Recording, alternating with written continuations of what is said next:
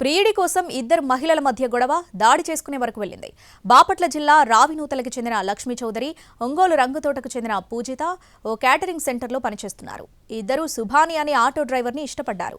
అతను ఓ కేసులో ఒంగోలు జిల్లా జైల్లో రిమాండ్లో ఉన్నాడు. అతన్ని లక్ష్మీ చౌదరి అనే మహిళ అప్పుడప్పుడు జైలుకు వెళ్లి కలిసొస్తుంది. అది తెలిసి ఓర్వలేని పూజిత ఆమెతో చాలాసార్లు గొడవ పడింది.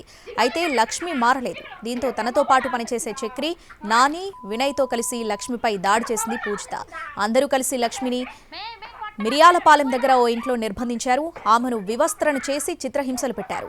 విచక్షణారహితంగా దాడి చేశారు. ఈ తతంగాన్ని వీడియో తీసి సోషల్ మీడియాలో పోస్ట్ చేశారు. స్నేహితురాలి సాయంతో నిర్బంధం నుంచి బయటపడిన లక్ష్మి ఒంగోలు 2 టౌన్ పోలీసులను ఆశ్రయించింది. కేసు నమోదు చేసిన పోలీసులు లక్ష్మిని ఆసుపత్రిలో చేర్పించారు. ఘటనపై విచారణ చేపట్టారు.